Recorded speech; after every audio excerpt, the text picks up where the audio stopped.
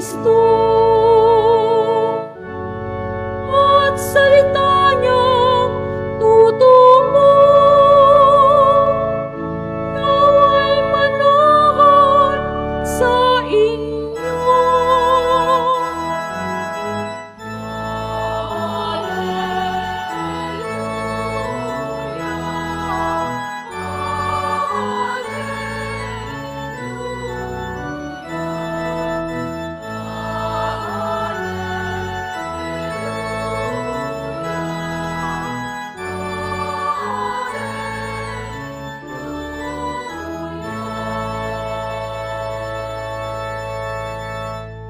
Sumainyo ang Panginoon. At sumayo rin. Ang mabuting balita ng Panginoon ayon kay San Lucas. Papuri sa iyo, Panginoon.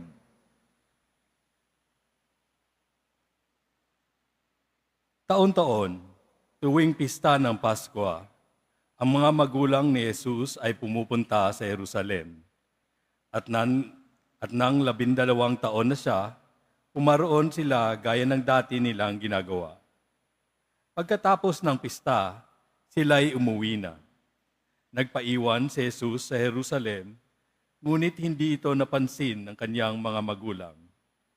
Sa pag-aakala ng isa na si Jesus ay kasama ng isa, nagpatuloy sila sa maghapong paglalakbay. Nang malaman nilang hindi siya kasama, siya ay hinanap nila sa kanilang mga kamag-anak at kakilala. Hindi nila siya matagpuan, kaya't bumalik sila sa Jerusalem upang doon hanapin. At nang 3 araw, natagpuan nila si Jesus sa loob ng templo, nakaupong kasama ng mga guro. Nakikinig siya sa kanila at nagtatanong, at ang lahat ng nakarinig sa kanya ay namangha sa kanyang katalinuhan. Nagtaka rin ang kanyang mga magulang nang siya'y makita. Sinabi ng kanyang ina, "Anak, bakit naman ganyan ang ginawa mo sa amin? Balisang-balisa na kami ng iyong ama sa paghahanap sa iyo." Sumagot siya, "Bakit po ninyo ako hinahanap? Hindi ba ninyo alam na ako'y dapat na nasa bahay ng aking ama?" Ngunit hindi nila naunawaan ang mga pananalitang ito. Siya'y umuwing kasama nila sa Nazaret at naging isang masunuring anak. Ang lahat ng bagay nito ay iningatan ng kanyang ina sa kanyang puso. Patuloy na lumaki si Jesus, umunlad ang kanyang karunungan at lalong kinalugdan ng Diyos at ng mga tao. Ang mabuting balita ng Panginoon.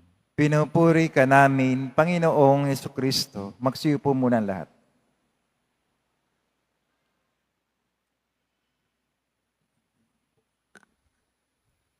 Magandang umaga po sa inyong lahat at maligayang pagdating sa tahanan ng ating mahal na pong Jesus Nazareno.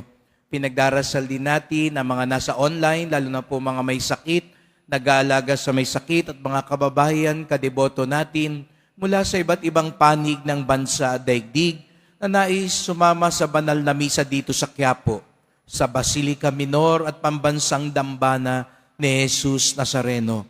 Araw ng linggo, araw ng Diyos, araw ng simbahan, at tayong lahat ay naririto sapagkat tinawag tayo ng Diyos, mahal tayo ng Diyos. Kaya bigyan natin ng papuri, parangal at pasasalamat ang ating minamahal na Nuestro Padre Jesus Nazareno. At patuloy pa rin nating ipinagdiriwang ang Kapaskuhan, kaya pwede pa nating batiin ang bawat isa ng Merry Christmas. At sabihin nyo nga sa katabi nyo pa, namamasko po. Ayan, pwede pa hong mamasko dahil tuloy pa rin ang Pasko. Sapagkat ang mga araw na ito, ang iatawag nating Oktaba ng Pasko, na ang mga araw na 8 araw na pagkatapos ng Pasko ay patuloy pa rin sa pagdiriwang. Hindi kasyang isang araw para ipagdiwang ang Pasko. Kaya nga't meron pa tayong extension ng Pasko. At sa unang linggo pagkatapos ng Pasko, ipinagdiriwang natin ang kapistahan ng banal na mag-anak, Jesus, Maria at Jose. Sapagkat napakagandang paalala sa atin na ang unang himala ng Pasko ay nang naging tao ang anak ng Diyos. Yun ang himala, ang unang himala ng Pasko.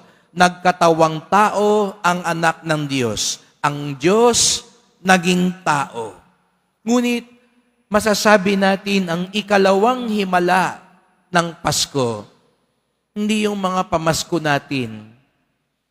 Ang ikalawang himala na ipinagkaloob sa atin nang nangyari ang Pasko ay ang tao naman ngayon magiging anak ng Diyos. Dahil nagkatawang tao si Jesus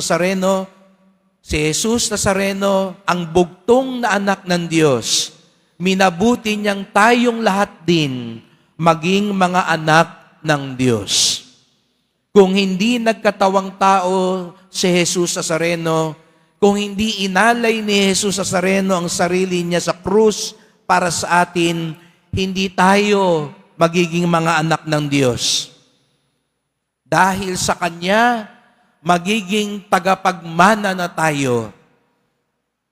Itong manang ito, hindi natin kailangan pagtalunan. Yung ibang mana, di ba, nag-aaway patuloy ang mga magkakamag-anak.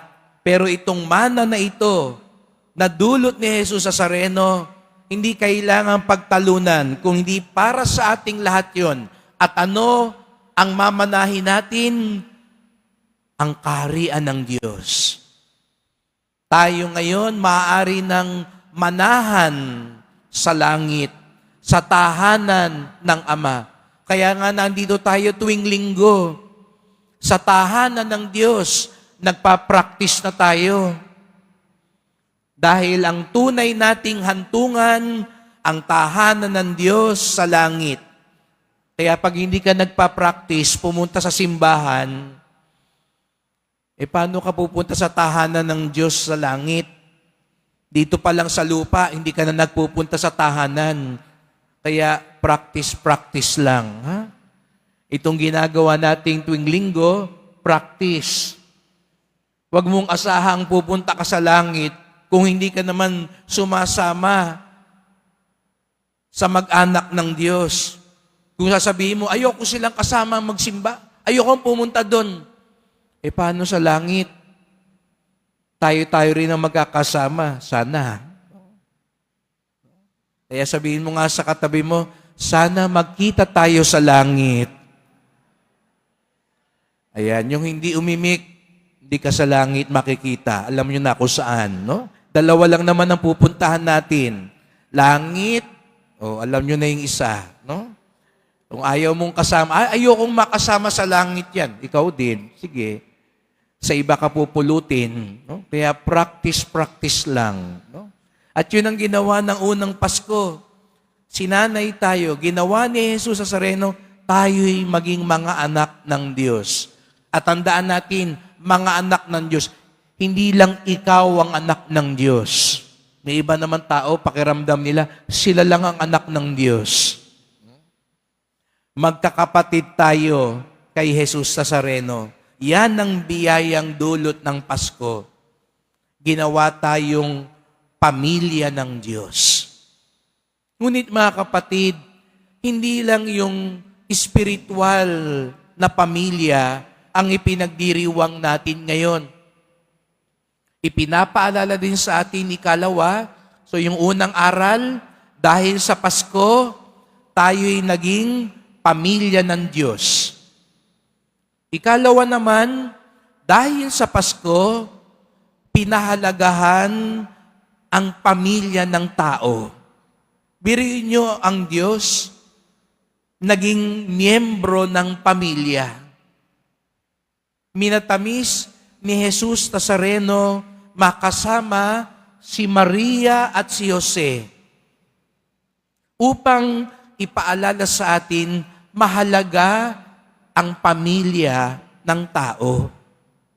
Pwede naman dumating dito si Jesus na mama na, tao na, malaki na, pero minabuti niyang dumaan sa pamilya. Ipanganak, maging sanggol, maging bata, maging binatilyo, maging bahagi ng isang pamilya. Ganon pinahalagahan ng Diyos ang pamilya. Kaya nga, lagi ko rin po itong sinasabi, ang unang handog ng Diyos sa atin, yung buhay natin. Hindi mo pinili ang buhay mo. Ipinagkaloob sa iyo yan ng Diyos. Ang ikalawang handog ng Diyos, yung pamilya natin. Wala naman sa ating nakapili ng pamilya natin. Siguro nga, iba sa inyo sabihin, sana ipinanganak ako sa isang pamilyang matangos ang ilong. Sana ipinanganak ako sa isang pamilyang matatangkad. Baka iba sa inyo siguro sabihin, sana ipinanganak ako sa pamilyang si Ayala, Gokongwei. Sana mayaman ang pinanganak ako sa isang pamilyang mayaman. Pero, hindi eh. Diyan ka dinala ng Diyos sa pamilya mo. Yan ang pamilya mo. Sa ayaw mo at sa gusto. Yan ang magulang mo. Yan ang kapatid mo. Siguro nga, mga kapatid, wala namang perpektong pamilya. Kahit nga ang banal na mag-anak, nakita natin ngayon, parang nagtalo pa sila. Hindi sila nagkaunawaan. Pero may dahilan, bakit ka bahagi ng pamilya mo ngayon? Mahalaga ang pamilya natin. Kaya nga, sa mga ikinakasal, mahalaga. Bilib ako sa mga pinipili pa rin magpakasal. Mag-asawa, marami akong alam ngayon, parang natatakot na mag-asawa. Kasi natatakot masaktan. Natatakot sa responsibilidad. Kasi hindi naman po talaga biro. Huwag niyong isipin yung pag-aasawa, labing-labing lang. Hindi po. Ipagkakatiwala sa iyo ang mga anak mo ng Diyos. Mahalaga po ang bukasyon ninyo bilang mag-asawa. Kaya nga't nakita natin si Jesus Nazareno, lumaki sa kanyang pamilya. Sapagkat ang kanyang pagsama sa kanyang pamilya ay naging pundasyon ng kanyang buhay. Hindi niyo po ba napansin, mas matagal pa yung panahon na ginugol ni Jesus Nazareno sa kanyang pamilya kaysa sa kanyang misyon? 30 taon siya nasa Nazaret bago siya nagpahayag ng kaharian ng Diyos. 3 taon lang siyang naglingkod panglabas. Biruin niyo, parang 1 taon katumbas 10 taon sa pamilya. Kasi 30 taon siya sa Nazaret. 3 taon lang siyang gumala sa buong Israel.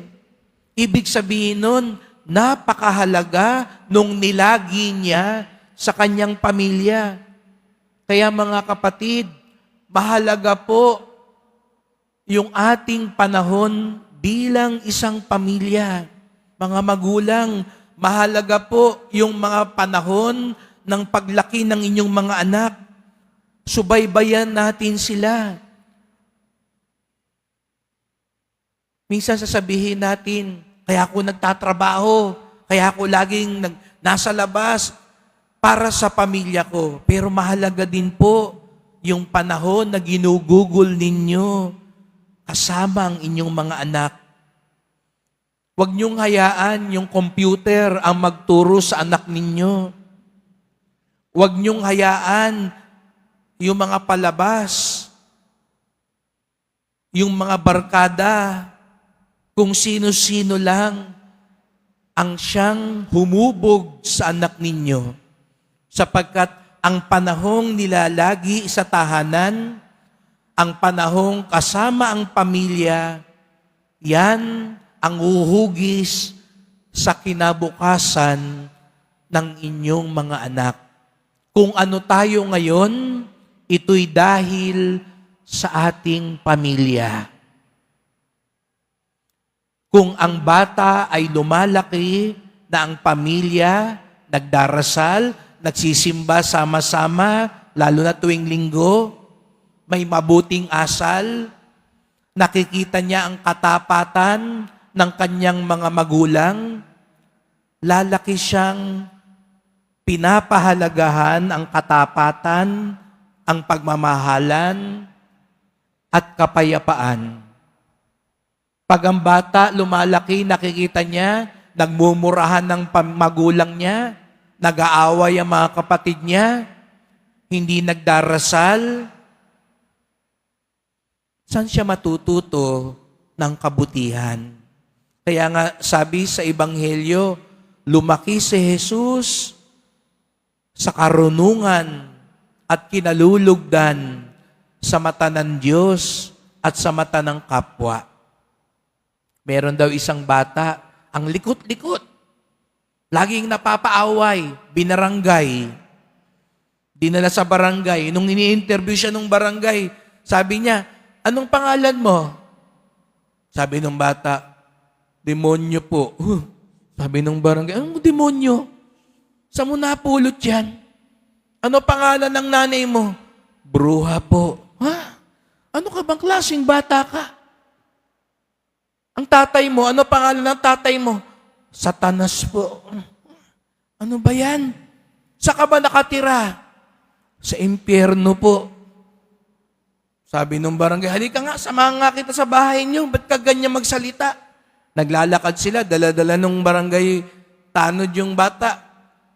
Saan ka nakatira? Tinuro niya. Malayo pa lang sila, narinig na niya nung barangay tanod. Nagsisigawan sa bahay. Narinig nung barangay tanod, sumisigaw yung nanay. Sabi nung nanay, umuwi ka pa, Satanas. Lasing ka na naman. Nagsugal ka na naman. Satanas ka talaga.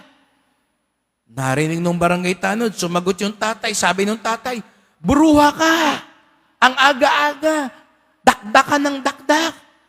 Wala ka nang ginawa, kundi awayin ako. Buruha ka. At miya-miya sabi nung tatay, makaalis na nga sa impyernong bahay na ito. Ayun. Kaya pala ganun. Yun ang laging narinig ng bata. Kaya mga kapatid, napakahalaga ng tahanan. Si Jesus Nazareno, lumaki sa tahanan. Siya'y anak ng Diyos, ngunit siya rin ay anak ni Jose at ni Maria, at yun ang naghanda sa kanya, sa kanyang buhay. Pagdasal natin sa araw na ito, habang pinagdiriwang natin ang Kapaskuhan, ang ating mga mag-anak. Meron sigurong nagsisimba rito na ikakasal. Sana matandaan ninyo, mahalaga ang papasukin yung buhay. Kayo'y magiging tagahubog ng inyong mga anak. Siguro nga po, merong mga bagay din hindi natin maibabalik na ang nakaraan. Siguro nga meron po ditong lumaki, pinabayaan ng magulang. Binubugbog, hindi pinangalagaan. Siguro nga meron po dito, hindi natin maibabalik ang nakaraan. Nagkahiwalay kayo. Siguro nga may iba sa atin, hindi naramdaman ng magulang ang pagmamahal ng kanilang mga anak. Marami ngayon ding mga magulang, pinabayaan na ng kanilang mga anak. Kinalimutan na, walang utang na loob. Meron pa rin tayong isang mag-anak na handang kumupkop sa atin. Isang mag-anak na tutulong pa rin sa atin tuwirin ang nakaraan, paghilumin ang mga sugat dahil hindi pa huli ang lahat. Dahil narito sa atin si Jesus Maria at Jose, na handang tulungan pa rin tayong maramdaman ang pag-ibig ng isang mag-anak. Pagdasal natin, di ba tuwing Pasko, ito din po ay panahon ng pamilya. Pagdasal natin ang bawat pamilya natin. Opo, may mga pagkukulang, may di pagkakaunawaan, may pag-aaway-away, pero wag nating hayaang sirain ang ating pamilya sapagkat ang Diyos mismo pinili ang pamilya. Ang Diyos pinahalagahan ng pamilya sapagkat dito uusbong ang kanyang biyaya at ang mabuting balita, hindi lang tayo bahagi ng pamilya dito sa mundo, bahagi din tayo ng pamilya ng Diyos. Kaya sama-sama po tayong magdasal. Mahal na pong Jesus Nazareno, salamat po sa inyong pagkakatawang tao. Kami ay pinagkalooban nyo ng pagkakataon maging bahagi ng pamilya ng Diyos. Kami rin maaaring maging mga anak ng Diyos. Kaya't ipaalala nyo po na kami mga magkakapatid na dapat nagmamahalan, nagtutulungan, at nagpapatawaran. Isinilang kayo sa isang pamilya sapagkat pinapahalagan din po ninyo ang pamilya. Salamat po sa aming pamilya. Salamat po sa mga naging responsableng magulang, sa mga magagalang na mga anak, sa mga pamilyang nagtutulungan at nagmamalasakitan. Kung sakali man po na ang pamilya namin ay nagkaroon ng pagkukulang, humihingi po kami ng tawad. Humihiling din kami ng paghihilom sa mga sugat na aming naranasan sa aming mismong pamilya. Kayo ang aming takbuhan, sapagkat alam namin, higit sa lahat, may pamilyang kukup-kup sa amin. Bibigyan katuwiran kung ano man ang pagkakamali ng nakaraan. Bibigyan pag-asa sa aming kinabukasan. Ang banal na mag-anak, Jesus, Maria at Jose. Basbasan niyo po ang aming pamilya upang ang aming tahanan maging munting langit dito sa lupa. Mahal na pong Jesus Nazareno, kaawaan niyo po kami, basbasan niyo po kami. Amen. Amen.